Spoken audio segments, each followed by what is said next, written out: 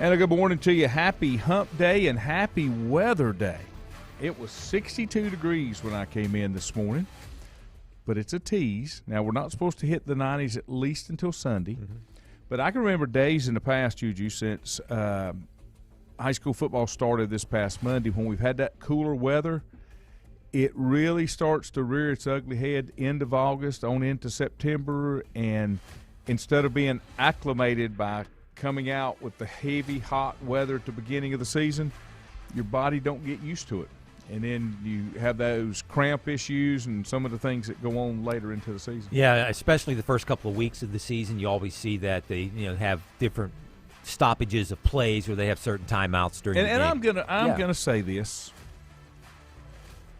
I'm gonna reminisce and bitch and moan for a moment.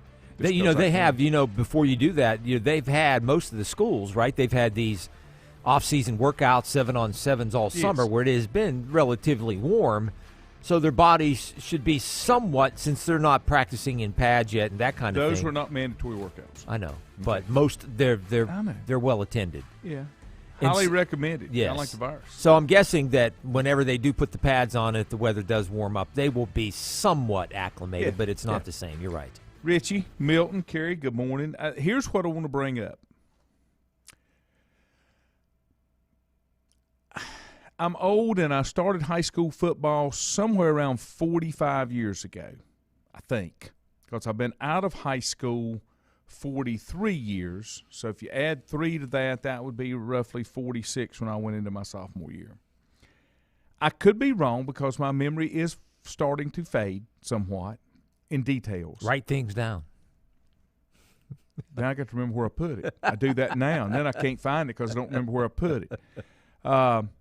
But I'm pretty sure when I was in high school, we never stopped a game for water because it was too hot. No, I don't remember either. Okay. I don't remember that. I do not remember that. I also don't remember when I was growing up. I was in the 9th grade, and the only reason that we had new schools for 7th, 8th, and 9th grade, they were junior highs, we had air conditioning. There were 3 schools in the county, West, East, and Lincoln, that had air conditioning. Mm-hmm. Nobody else did, okay, because you didn't put air conditioning in schools back then, to my knowledge, or at least we didn't at Love Memorial and West Lincoln where I went. We never let school out early because it was too hot. It just didn't happen. And then now most schools are air conditioned, but there was a time there when we were transitioning, I'm going to say in the last 20 years, that they would let school out early because it was too hot. I've never heard of that. Yeah. In pockets and areas around the state. Yeah. And we didn't do it. I can tell you that because we had an old building when I was in elementary school that had 73-foot windows in it. Yeah. And 40-foot ceilings and huge windows. The old kind that had the ropes and weights inside the window. We didn't close school because it was too hot. Well, just it didn't happen. I understand the safety thing. I do. But we become such creatures of comfort, and we're seeking comfort nowadays. Well, I am. I'll tell you. I'm going to say I'm soft. And I think that's probably one of the reasons why we've seen a rise in different things like obesity and that kind of thing, and people having kind of lung problems and being indoors all the time and not being active. I think it all goes hand in hand. But when you were growing up, were you ever in school or have a friend who had a peanut allergy? Nope. Okay. Angie Gilbreth, good morning. I didn't. I ate peanut butter by the tablespoonfuls. That's a great snack. Just get a big thing and lick it like an ice cream cone. Mm-hmm. Never knew anybody. Never been to where somebody couldn't come into a cafeteria or a kitchen because there might be a hint of peanut around. I think it goes back to the peanut allergies. I think it goes back to what farmers have put on while they're growing those things, what they have put on in terms of pesticides and that kind of thing. I think that's the major factor. I would think that would be a little more like it than just a regular peanut. Mm-hmm. Mm-hmm. Probably can't get none of those regular peanuts now, would be my guess. I could be wrong. What about, do people have allergies to boiled peanuts? That I don't know. I'm I never not heard a boiled peanut fan. We sell them in stores. Yeah. We sell I've Cajun. Again, one of those foods when I came south from the north of the Mason-Dixon line in 1979, never heard of boiled peanuts. And when we went to Boone, the first time I remember going to Boone, go up 321, and on the side of the road, boiled peanuts. You had no idea what that was? I did not. Do you know what parched peanuts are? Nope. Okay. Hey, Sherry, here's what parched peanuts are. I remember my uncle fixing parched peanuts. Andrew said he loves him some boiled peanuts. I don't. I don't like soggy, sappy. One of my roommates down the hallway when I was in college, he was from Georgia, and I think they grew peanuts. Oh, that's large and soybeans. And he used to bring, when he would come back on visits, he'd bring boiled peanuts. Parched peanuts were just regular peanuts, okay? Nothing had been done to them, just peanuts. Now you can just get any flavor. They're pre-processed, all this kind of stuff. But if you just got peanuts, let's say somebody grew peanuts, what you would do with parched peanuts, you would take those peanuts and you would lay them on a cookie sheet, okay, and put them in a broiler in your oven on broil and just toast them up. They were more like roasted peanuts, but we called them parched peanuts. They were really good. They would come out. They were hot, That's the way that I learned to eat peanuts from early on was parched peanuts. Richie said, Juju and I have been in the South the same amount of time. I didn't know that, Richie. I thought you was always from here. Milton said, in the winter, we didn't have heat until noon in the old building at Love Memorial because it was hot water radiators. Okay, yeah, I remember those. And when I was in elementary school up north, we had radiating heat, and it took a while on them 40-foot ceilings, with no insulation in them old brick buildings. You're right, I forgot about that. And Bill Yoder, God rest his soul, had to stoke the boiler. I can remember as a kid, in school, the principal would come and get some of us. This was before Bill Yoder. Mr. Gates was the janitor at that time, would come and get some of us to go to the boiler room and help shovel coal into the boiler. Okay? It would be child abuse if you did that in today's society. We thought it was the greatest thing ever. We got out of class. We got to go shovel coal. Not now. Not now. Wouldn't happen. Of course, nobody's burning coal now, but, Oh, yeah, they are. Really? I mean, around here, I don't know. Schools? No, in I'm school. sure. Yeah. But anyway, now, No, they don't do anything in schools, I don't think, shoveling coal. No, but there you go. I'm down rabbit holes this morning. Yes, we are. Telling stories. My, oh, my. But that's just the way it is.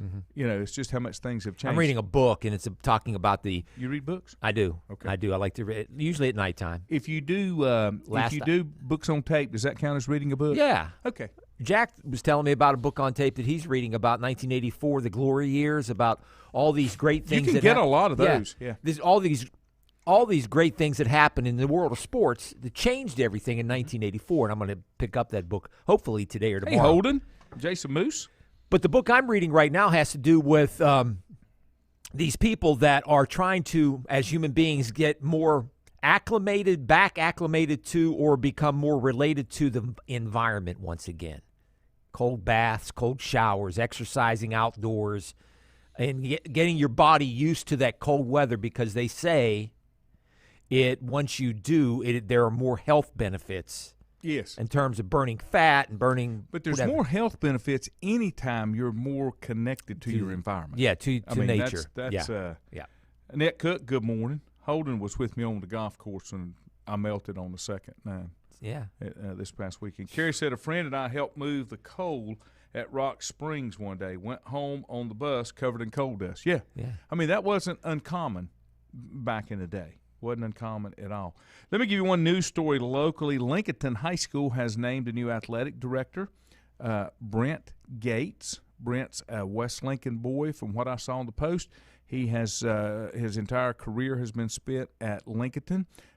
Brent is a former player of mine when I was coaching at West Lincoln. Mm-hmm. Great kid, local family down in the Long Shoals area. And his brother Brad, I think Brad teaches there too, if I'm not mistaken. Somebody may have to correct me on that. Been in education for a long time? Uh-huh. Okay. Yeah. Good boys. I want to say, and here again, I could be wrong, I think Brent coaches wrestling. I think. Okay. But I'm not sure. There again, I did that. I just remember seeing the post on Facebook. Who was a longtime wrestling coach at West Lincoln that was award-winning? Butch Ross. He's still there. Okay. Yeah. He's still the current. Yeah. He and Billy Baker are pretty tight, pretty close. Wayne Navy was the coach when Billy came through. Yeah. But Ross was an assistant. Okay. And then prior to that, I could take you back about 50 years. Ross, and then Navy, and then Buck Dellinger, late Buck Dellinger, and then Fred Byers. Fred Byers was the Bowers. 4 coaches in wrestling at West Just Lincoln? over 50 years, yeah. That's stability. Before I got to high school, Fred was the coach. Then Fred transferred to High Brighton, and Buck would send me to High Brighton to practice because we didn't have any big boys. I was the single big boy. The next one closest was about 180 pounds, and Fred had a heavyweight, and so he would send me to Hudson. Okay. Hudson High School, not High Brighton, Hudson High School before it merged. And Fred was the wrestling coach up there. All right. And I would go. But, yeah, if I'm not mistaken, that's all we've had, four wrestling coaches in my memory. Wow. In my memory. That is stability. Yeah. That's like the Steelers. One day away from now, football. Richie said, not John, Jimmy. All right, Jimmy Harkey was there too. I forgot about Jimmy Harkey. Wasn't John, Richie, it was Jimmy. Ross was still coaching the middle school. Okay. But those wrestling coaches have been involved, and they've got a wrestling club called Big Dog Wrestling, which is, like Optimus kind of thing. But, yeah, pretty much stability. Ross and Navy are just a little older than I am, came through West Lincoln, spent their careers there pretty much. Jimmy Harkey, same thing. Buck Dellinger, same thing. Those are guys that played, went to school there, and then came out and coached. And that's what's got the tenure. Kathy Gilbert, good morning. I think today's your birthday, Kathy. Happy birthday, if I remember correctly.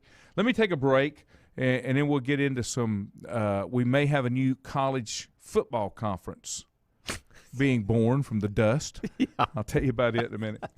If you ask around, you'll find Burke Mortuary has a reputation for excellence and commitment to value. They've built a reputation of trust for more than 35 years. Burke Mortuary is proud to offer personal attention, meaningful tributes, and the area's most affordable prices. They're also proud to offer you beautiful, state-of-the-art facilities. It's the perfect place to honor your loved one. So when choosing a funeral home, the choice is easy.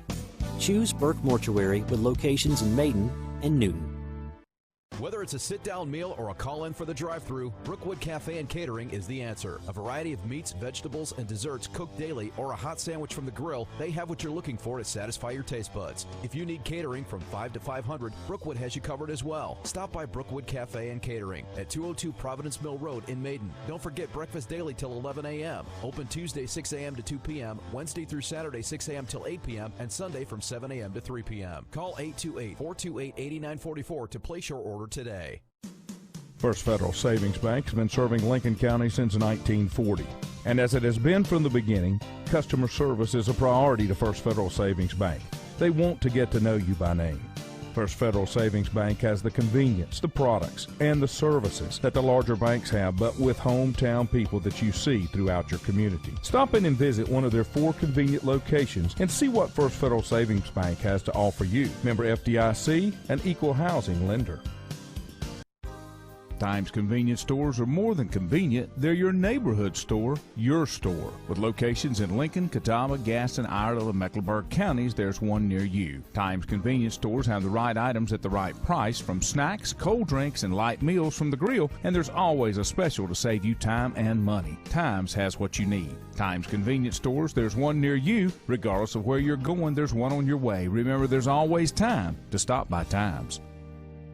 Covenant Church began as a vision of just over 100 people in 1984. Since then, Covenant Church has grown and currently located at 2168 Gastonia Highway in Lincoln. The Sunday schedule includes early morning worship at 8:30, Sunday school at 9:45, and morning worship at 10:45. Their ministries extend beyond Sunday. Visit their website at www.covenantchurch.church to see all they have to offer, and better yet, stop by and see for yourself. Covenant Church may be just what you're looking for a new church home. In the best of times, no one is more deserving of every opportunity, encouragement, and support than the youth in our communities. Parents, teachers, coaches, and sponsors struggle to stretch their budgets to continue help. Communities need a team effort. Times Oil Corporation, a longtime member of the community, established the Times Educational Alliance Mission, or Team Foundation. Since 2011, over $125,000 in grants have been donated in the community. Times Oil and the Team Foundation are proud to be community partners. Untangling your headphones, finding the right remote,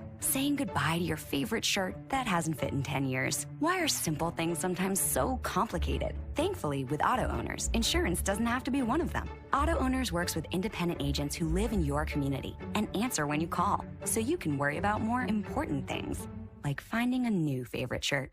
That's simple human sense. Call Mooney Insurance in Maiden or East Lincoln Insurance in Denver, or visit mooneyinsurance.com. Stifel Nicholas now has an office in your community. Stifel Nicholas is a full-service organization offering a wide range of investment vehicles and services. These include money market funds, CDs, stocks, bonds, mutual funds, annuities, retirement plans, and managed accounts, to name a few. Our financial advisors will sit down with you and help you tailor an investment plan, explaining strategies and investments which may help you achieve your personal goals. Call 4 Rembert today at 828-624-7300. Stifel Nicholas, member SIPC, and the New York Stock Exchange.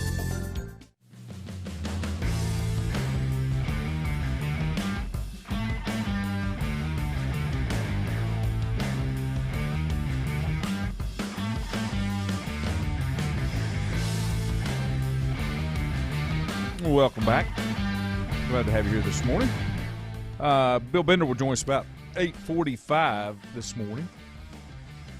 Let me get this before we went away. A couple of stories is this Quinn Ewers foregoing his senior year of high school. Is that the one that I heard that gave up his senior year of high school so he can get in money?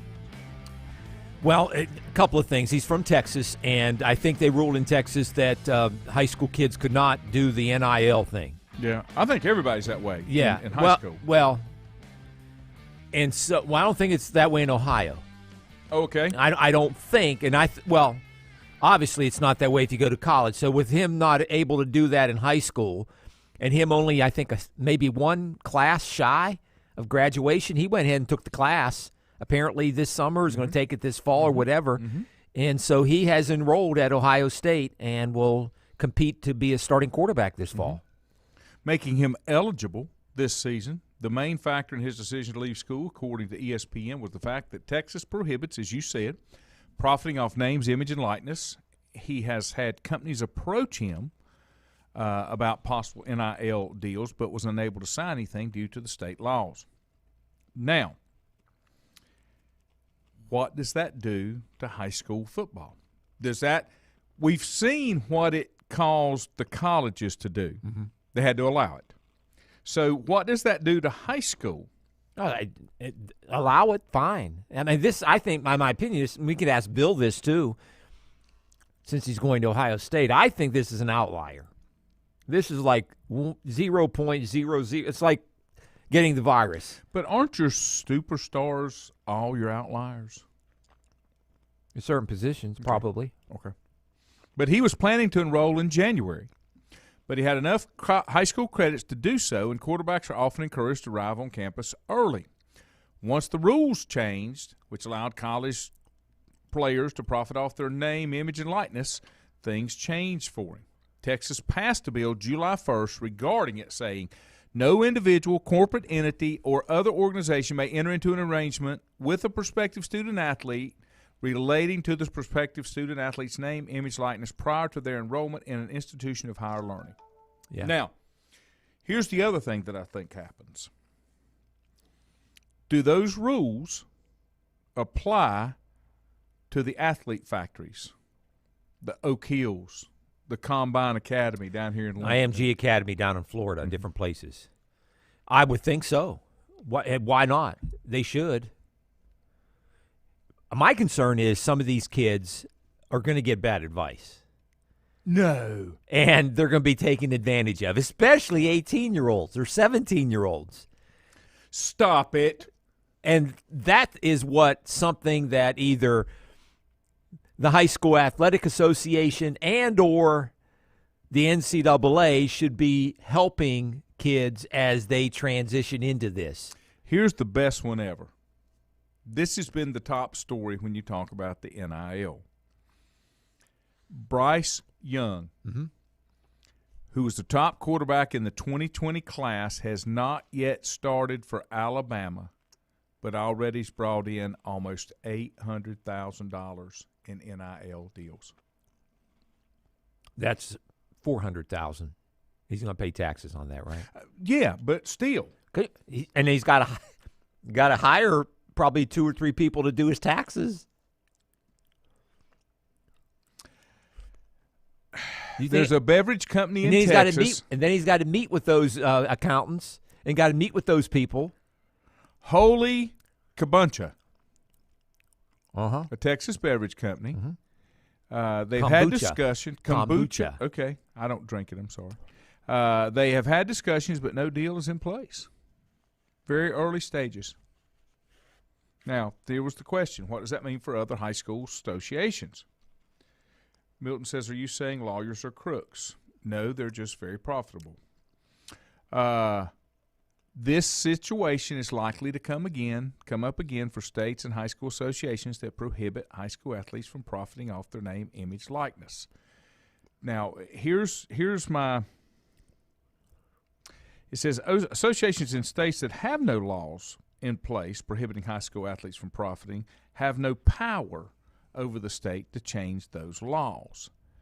If you look at Texas, Mississippi, Illinois in particular, these 3 states go above and beyond what other states do. Florida's law expressively provides college athletes with these rights and restricts associations like the NCAA, conferences, and schools from enjoying those rights.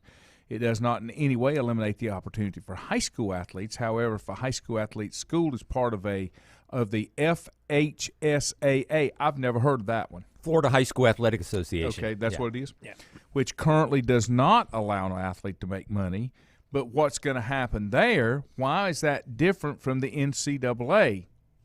Will that not – if that gets pressed up to the Supreme Court, they'll say, well, we've already had a precedent. You as an association cannot deny this individual. That genie's out of the bottle. That cap is off. That's never going back. Yeah. And it's got to filter down. Oh, it has to filter down to the smaller colleges and universities, and then to the high schools. Go on, Stephen. I don't know. It's again, like what you said earlier, it's above my pay grade. I'm more worried about the kids going to be taken advantage of, and I think that's going to. And what's to say you Wait a minute. Why does it have to be a kid? Why is it not these NBA players that's going to have $400,000 in career earnings but can never win a championship, but their agents are saying, hey, you got to take this deal? Because that agent's getting his cut. Yeah. And then that agent can go to another prospective client and say, there are plenty of examples of that. Did you just see what I got? Yeah. Chris Paul or Russell Westbrook or they're all taking advantage of. Yeah. But 17 and 18-year-olds have a high opinion of themselves, thinking they're all going to go to college. Go again, making those outlandish statements. And play in professional sports when it's only the 1 or 2% that even have that opportunity. I just think the younger you get, the more issues and problems you're going to have. I like this one. Morning, Chris. Chris says, interesting. The North Carolina High School Athletic Association puts player A on the cover of the state basketball championship program for $5. That's what the program cost. Does the NCHSAA have to pay the featured player A on the cover, who, let's say, is the top in-state recruit by Carolina? That's where all this started, was going back to video game NCAA sports, and the player started in California. Don't remember the player's name. but because Ed O'Banion, because these companies were making money, and these kids weren't getting any part of it. How is that any different from you selling a copy of a record, of a song? If you're not paying that artist a royalty or the musicians a royalty, it's the same thing, right? Mm-hmm. Sure is. Okay. So I'm then go back to the programs and put School A versus School B and forget about the picture. That's the way you used to do it. I mean, you look at a lot of programs, high school football programs, college football programs, where they have the star players, standing cheerleaders or whatever, and they're selling programs. So those kids get a cut of that? And do they hire somebody to negotiate the cut? Or does kids say, the heck with it, I don't want to deal with it? Here's the other thing that's going to happen. This will bring about, for those, what was the phrase you used, of the very small number of athletes that the 1% or 2%ers? Yeah. That will cause them to transfer to states where they can get paid. Yeah. They do it now for flipping playing time. Yeah, and because they feel like they got a better opportunity. You think they ain't going to move for money? Let's go examine then a couple of years down the road and say, hey, was that a good decision? Again, getting bad advice. Things not working out to the benefit of all involved has never stopped anybody from exploiting them. No, you're right. I had to put that together in my head. How I wanted to say that. Put. I had to say that. Well stated. Sometimes life's not complicated. Yeah. People are. Life is not complicated. Yeah, people complicate. People and complicate. their decisions. Yeah. The caveat is that unlike the state of California, which has allowed high school athletes and continues to allow high school athletes to benefit from their NIL as long as they're not using the school's logo, name, mascot, etc. So that's caused a state like New York and its High School Athletic Association to now review its restrictions on the subject. They are meeting in October to potentially revise it so New York is on an equal playing field with California. Now, my thing has been, and I think you're seeing it on the college level, an endorsement by an athlete if it's something other than the digital social media world, and they want to use the school's information, then it should just be negotiated. Yeah. There's a licensing fee. Yes. I can't create a T-shirt for CVCC or Lenore Ryan unless I go through a licensing process that gives me the rights and they get a royalty. The bad part with the way that deal is structured is you got to be pretty big to be able to pull that off, because everything that I've read, you have to pre-make all this stuff and they have to approve it, and you pay your royalties before you ever sell the first one. So the bigger companies like Fanatics, yeah, those are the ones that, that make the most money off of these things. Mm-hmm. Okay. I have no problem paying if I could do it, but I can't afford to go down that road. I don't have that kind of staff or cash flow to do it. But, you know, I've always said, let me get political for just 1 second. Please. If you don't want to hear it, turn your head, turn your volume down. I've always said from the tax side, we should never tax income because that discourages you from working. You tax spending because everybody spends. Yeah. Whatever your income class is, and it becomes is that not relative. Is that political? Well, that's an economic theory, right? I'm going to get political. Oh, okay. I didn't know you to go back to this point. So I've always said it needs to be taxed on the sales side, okay? But they say you can't do that because everybody won't pay the tax. I've always said we don't need the IRS, we don't need the North Carolina Department of Revenue, we don't need any of that.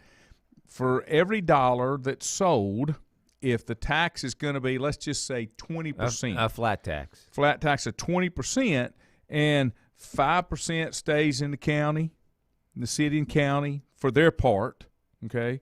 And then 7%, 8%, whatever, stays in the state. So the county takes their money out and sends the rest of it on.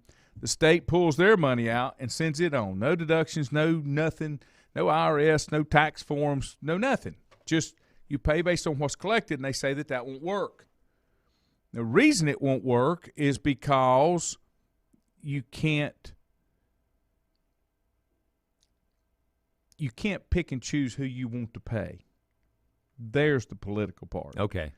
Now taxes, well, you pay more because you make more. No. You pay more because you spend more. You already pay luxury tax on gas guzzlers and cars over, I don't know, $80,000. I've never owned one of those, so I really can't tell you. There's an extra tax that you pay for the privilege of having that. Why isn't everything like that? Boats, airplanes. Yeah, why isn't everything like that? You know, I mean, Allison, good morning. That's the part that bothers me. And then the other part that bothers me, and I'll stop, I promise. If I buy a car and then you sell that car, I paid sales tax on that $30,000 purchase price. When I sell that car, they're going to charge you sales tax on what you paid me for it. Mm-hmm. So you've been taxed twice. Used to not be that way. You used to did not pay sales tax on a used vehicle because the tax had already been paid. But we've got too many mouths to feed. That's a North Carolina legislative deal. Well, whatever it is, it sucks, just in case you're wondering. We're going to do On This Day when we come back to get ready for Bill. Stand by. All right. If you ask around, you'll find Burke Mortuary has a reputation for excellence and commitment to value.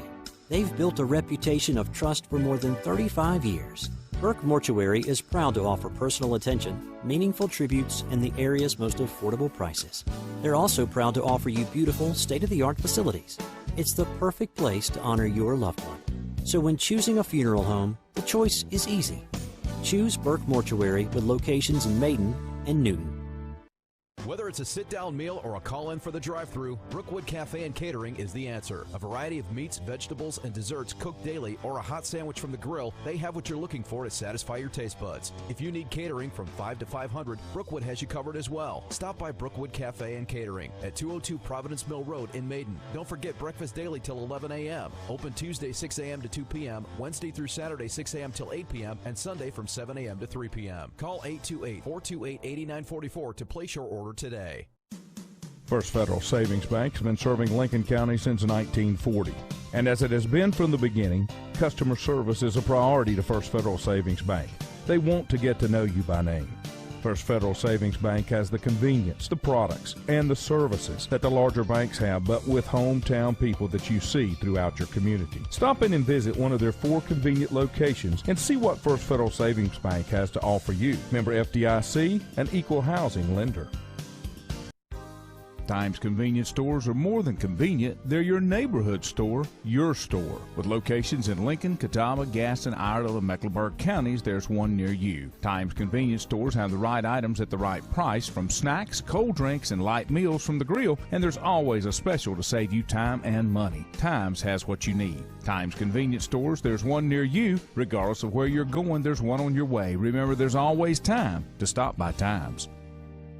Covenant Church began as a vision of just over 100 people in 1984. Since then, Covenant Church has grown and currently located at 2168 Gastonia Highway in Lincoln. The Sunday schedule includes early morning worship at 8:30, Sunday school at 9:45, and morning worship at 10:45. Their ministries extend beyond Sunday. Visit their website at www.covenantchurch.church to see all they have to offer, and better yet, stop by and see for yourself. Covenant Church may be just what you're looking for a new church home. In the best of times, no one is more deserving of every opportunity, encouragement, and support than the youth in our communities. Parents, teachers, coaches, and sponsors struggle to stretch their budgets to continue help. Communities need a team effort. Times Oil Corporation, a longtime member of the community, established the Times Educational Alliance Mission, or Team Foundation. Since 2011, over $125,000 in grants have been donated in the community. Times Oil and the Team Foundation are proud to be community partners. Untangling your headphones, finding the right remote, saying goodbye to your favorite shirt that hasn't fit in 10 years. Why are simple things sometimes so complicated? Thankfully, with auto owners, insurance doesn't have to be one of them. Auto Owners works with independent agents who live in your community and answer when you call, so you can worry about more important things. like finding a new favorite shirt. That's simple human sense.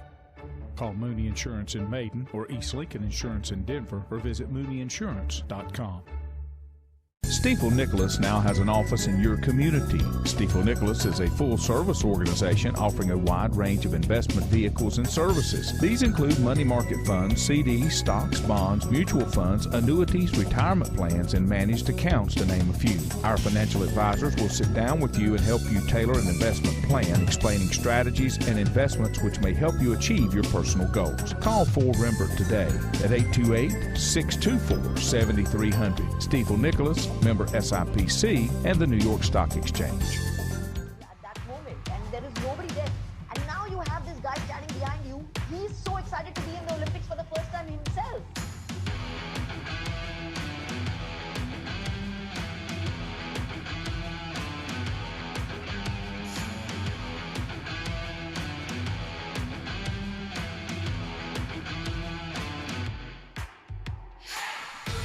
I am sorry, ESPN starts playing stuff when I click on a page and telling you a story and that kind of thing.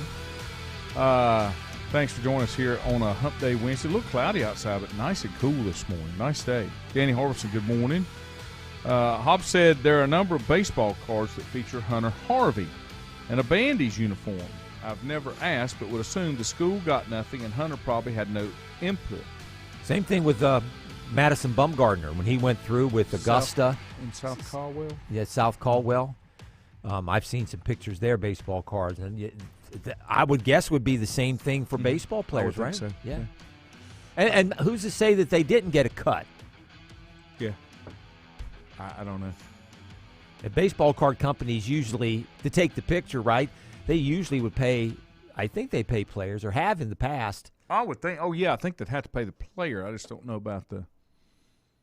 I will say this. I don't know of but one school, just in my limited contact, that has trademark protected their logo, one high school, and that's North Lincoln. You cannot use their mark without their permission. Okay. I bet you there are more that they don't publicize it, or maybe we haven't checked. I know that there was a logo that a guy that went to West Lincoln did. He's a graphic artist. Really nice logo, and I used it at West Lincoln's request. Mm-hmm. Okay, I didn't do it for myself, and I've got a design in mind I'd like to do, but I'll call him and find out what do I need to do. Yeah. To be able to use that mark. Yeah, Milton says photography companies make baseball cards for T-ball now. When you get those team pictures, yes, I think that goes all the way up the line. Yeah, it does. Yeah. It starts at T-ball, it goes even through middle school and on up. On this day, sir, a little early today. Yeah, that's okay. 1934, New York Giants slugger Mel Ott became the first Major League Baseball player to ever score 6 runs in a single game, which is amazing. Mm-hmm. I don't have very many. I picked out the 5 best, and here we go. 1983, New York Yankees outfielder Dave Winfield was arrested following a baseball game when, in warm-ups, he threw a baseball and accidentally killed a seagull. Did you ever hear about that? I do remember that. Yes. And authorities came and arrested him, or at least put on the show that they were going to arrest him. And I didn't go look into it or anything. I just saw this note. But this happened on this day in 1983. Carl Lewis on this day in 1984 at the Olympics won a gold medal. His first gold medal of many. Didn't he test positive a little down the road? He may have. Yeah, I think so. Yeah. 1985, Tom Seaver, as of the Chicago White Sox at the time, the pitcher achieved his 300th career win. I want to say he beat the Yankees or the Red Sox. I'm not sure. But he was pitching for the White Sox at the end of his career, the late Tom Terrific. 1986, United States Football League called it a day. They finally decided to call off the season and call off their league on this day, 1986. They were there in 83, 4 years. 3 years. I guess the longest anybody's made it, isn't it? Yeah. World Football League was around. Charlotte was only around for a year, and Yeah, they inherited a franchise from somewhere, but didn't hold on to it. But for a Yeah, year.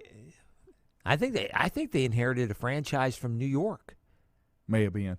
I told you I was in the band. We played for a halftime show Yeah. against the Chicago Fire down in the old Memorial Stadium. Yeah.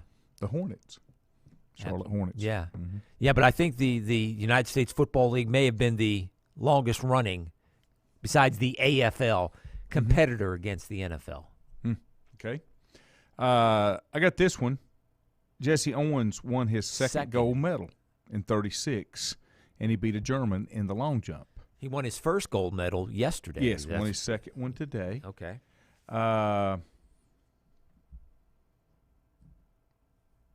Let's see. There was another one. How about in 1961? And I wonder if anybody's ever written a book. About the college all-star games? College all-star games. See, I don't remember those at all. Maybe because in the 70s, when I was 13, 14, at that impressionable age, that's when the Steelers came along and they were Super Bowl champions, and they played those games. But I don't. Super why Bowl do I not remember them? I don't know.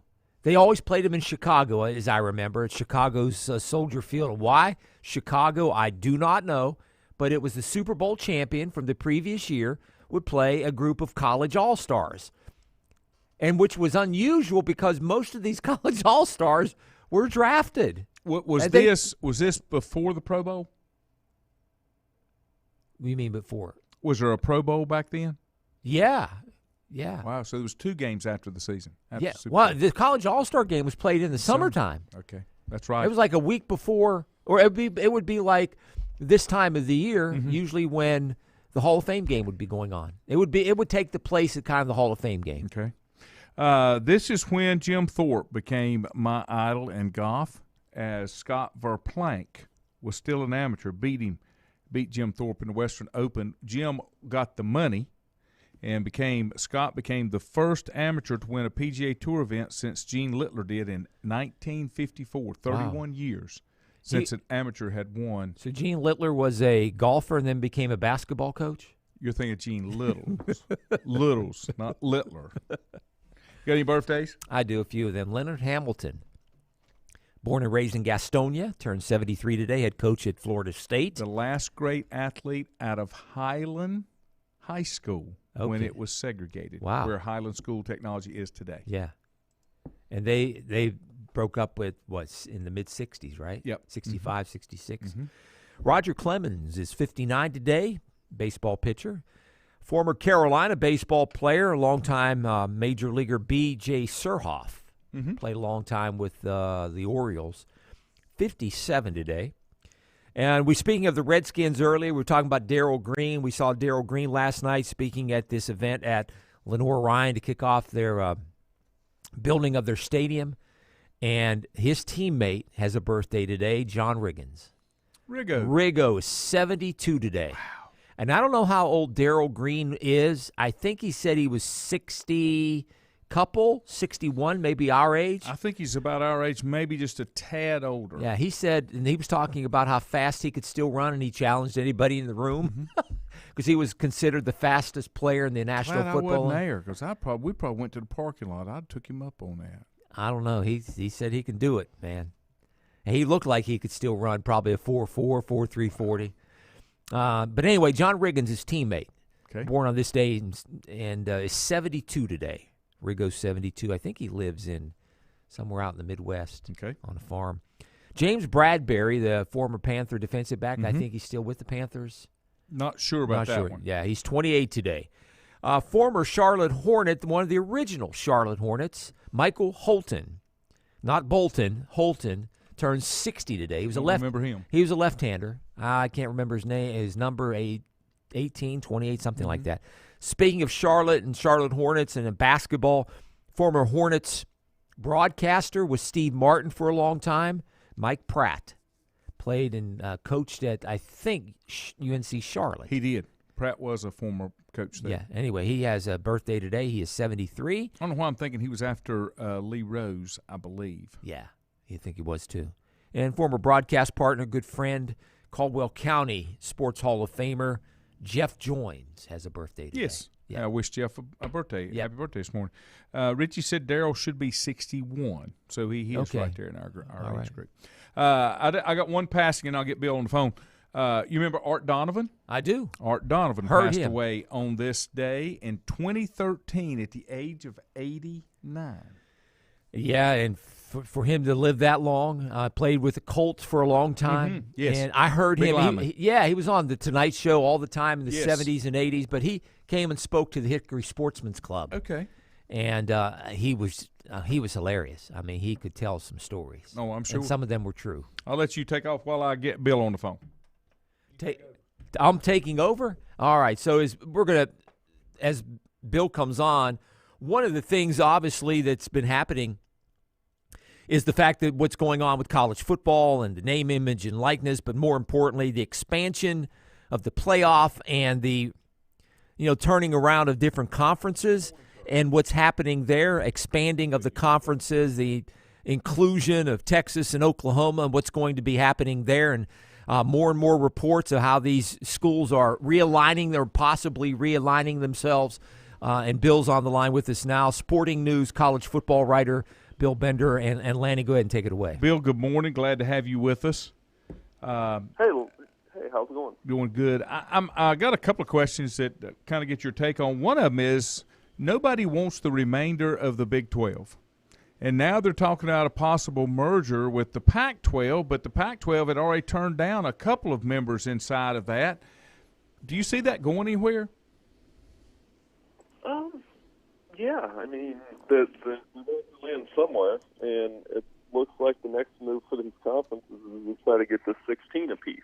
So the SEC has 16, so the Big Ten is going to want 16, the Pac-12 is going to want 16, and the ACC will probably want 16. Then you'll have 4 16-team conferences and pretty much the 64 Power 5 schools in Notre Dame, or if Notre Dame joins the ACC. So I won't be surprised if Pac-12 takes some combination of those schools.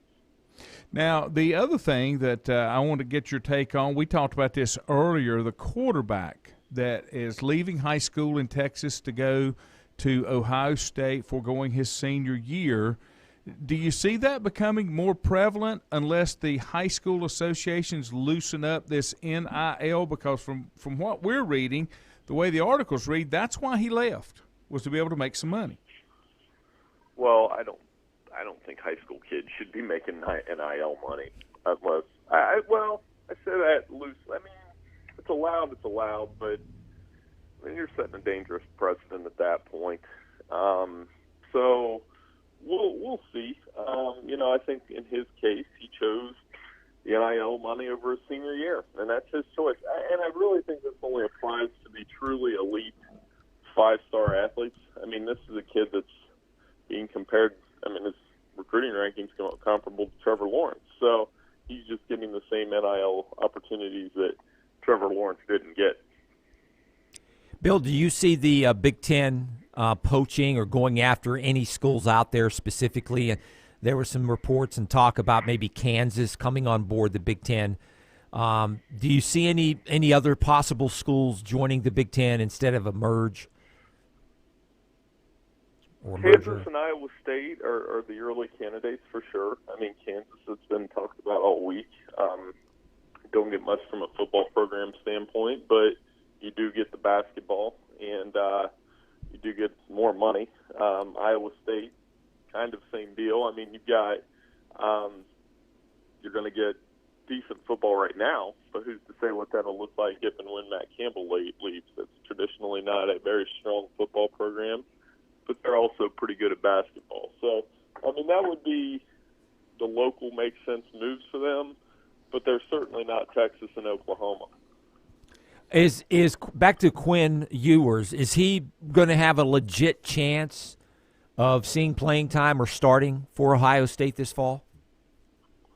He's going to be behind. It sounds like he's not on campus quite yet, and by the time he gets it there, it's going to be a little late, but it's a long way to January, as Coach Day liked to say. They just got a 5-star defensive end that came in late that'll probably end up contributing too. And, they got a heck of a quarterback battle there. They've got 3 talented quarterbacks in C.J. Stroud, Jack McCord, and or Kyle McCord, I'm sorry, and Jack Miller. So that battle will be very interesting. I mean, with his arm talent, and I mean, I've watched the videos. I mean, I don't know how quickly he can pick up the offense, but there's certainly a ton of talent there. You know, when you look at it, Bill, do you see any of these existing conferences? I know that they're trying to figure out what to do with the Big 12, but do we start this domino effect again where Conference B goes after somebody that's not in the Big 12 and tries to pull them out of Conference A into Conference B? Do you see any of that going on? I thought we were done with all that. I really did. No, we're not done with that at all. I mean, that's going to happen again. We're going to see poaching. I mean, it's all about money. It's all about TV money. Trying to position yourself to be in the best conference that they'll be, and there's bad feelings at the end. I mean, this domino of Oklahoma and Texas, there won't be anything that big that happens unless, you know, Notre Dame joins the conference, but I don't think anybody would be shocked if Notre Dame ended up joining the ACC. So all of the things are happening at a very rapid pace. Bill, if these conferences do this and the shuffle continues and they grow and become bigger, specifically with the Big Ten, what will happen to all those games that they play in football against the MAC? Will that go away? Will the MAC be affected, or what?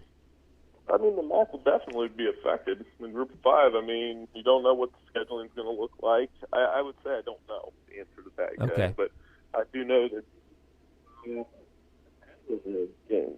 They depend on those games, and they depend on the TV money from those action weekday games that I always enjoy, and then they go from there. So, yeah, I mean, that's one of those things that they're going to have to address if they go. I mean, there's always that talk about going to a Power 5 only schedule. Well, that wouldn't be too good for the Group of 5. Yeah. Is there not a better way to handle that money situation? I told Juju, it looks like instead of those games, there should be a pool of money that comes to those type schools from the Power 5 because those can't be good draw games either from a gate standpoint or from an eyeball standpoint. Yeah, that's a good idea. I mean, if you get some money to those programs because you want to support them too. Yes. Yeah. So but under this scenario that we're looking at, it just seems like we're going to a elite Super League type model, and everybody else will be left behind. And in those arms races that involve a lot of money, that could definitely leave these Group of 5 schools way behind. When you look at the way that everything's going to get structured, as you said, maybe we get that 64-team major Power 4 conferences, kind of makes the numbers make a little bit more sense. Or do you see that we get away from every sport being in that conference and we get into some conferences that are football only so that it's not such a travel strain on the rest of the sports that you've got in the school? Oh, it's probable. I mean, that could definitely happen. I mean, it's hard to get the lacrosse team, from Michigan. Well, I don't know if UCLA even has lacrosse, you know what I mean? No, the baseball team, you could say that. I mean, the baseball team's not going to have a 4-game series at UCLA, then turn around and do this. And that travel money is a thing. I mean, travel is expensive in our current environment right now. So, yeah, I think that's something to watch. But football will be the primary thing that we make those decisions on, just because of the thirst, the impact that it has. I mean, it's like I said, I was talking to somebody yesterday. People get wound up about the Olympics once every 4 years. People talk about college football every day. Yeah. Yeah. One final question. The last Friday, and I thought it was happening over the weekend, last Friday the NCAA put out that they're going to have an emergency constitution committee meeting or form a committee in November. What do you see to bring about dramatic changes, but they would not discuss what those dramatic changes were? Where do you see that going, and is this some way to try to preserve the NCAA, and is the NCAA really needed from this football level? Well, I know that's the thing. If they go to the Super League model, you'd wonder how much governance the NCAA is going to have, or should they have a college football commissioner? And these are things we've talked about before. So, you know, I'm sure they're going to have a rule in college athletics. What that rule will be, I don't know, but there's a lot of stuff out there that they're having trouble legislating. So it is a little bit of the wild, wild west that we feared. A lot of traditionalists aren't sure about it because everything can get out of hand, and then suddenly the model is broken. And that could happen. So would be interesting to see what they come up with. It's kind of interesting because I think the NCAA has gotten on the defensive now because they really don't have any choice. They're not the one that's kind of driving the cart, and I think they're figuring we got to do something to preserve what we got. Bill Bender, Sporting News, we appreciate the time as always. Hope you have a great day, sir. Hey, no problem. Thanks for having me Thanks, on. buddy. Take care. Appreciate it. All right, Bill. And, you know, that's the thing. Nobody really knows what these sweeping changes are supposed to be. Yeah, you said in November and in December it's the big signing day, right? Early signing day for college football. What's going to happen? Are there going to be dead periods anymore? Who's going to, you know, like with the NCAA, who's going to oversee that? Who's going to allow how many recruiting visits you get, how many official visits? Who's going to oversee all that? Is that just going to be all up in the air like it used to be? Does that not just need to be handled by the people that really control it anyway, and that's the conference with the college presidents voting on what's allowed? I guess it'll go back to within each school, and you have your compliance officers, you know, sneaking around the school, making sure that a coach isn't sneaking in some recruits during a dead period. I'll give you this That's one not a good thing. before we leave. Nick Saban is entering his 15th year at Alabama. And he and Mac Brown are the same age? He turned 70. I think Mac's maybe a year or so older. Okay, they're close. All right. He'll make $8.7 this year. His salary will increase by $400,000. He'll be paid an average of $10.6 over the lifetime of the contract, with his final year coming at $11.5. Contract extension through 2028. That's 7 years. Yeah. He'll be 77. Nobody talks about how much he's made in a career. He has 7 national championships have come at Alabama, 1 other LSU. He gets $75,000 bonus for appearing in the SEC championship game, or $125,000 for winning it, $400,000 for appearing in any college football playoff semifinal, $600,000 for participating in the college football playoff championship, and $800,000 if he wins. He and his wife give a lot of that away. Yeah. They sure do. Yeah. But yeah, he is. I mean, he's going to go down as don't feel sorry. All-time great. No, he's going to be good. He's going to be fine. I don't think you have to worry about whether he's going to have money to buy groceries and stuff. Have a lovely day. That'll do it for us this morning. I'll probably be here in the morning. Good Lord willing, creek don't rise, and we'll figure out where we go from there. Have a good one. Ford will be back with us next week. He's got practice this week. Take care.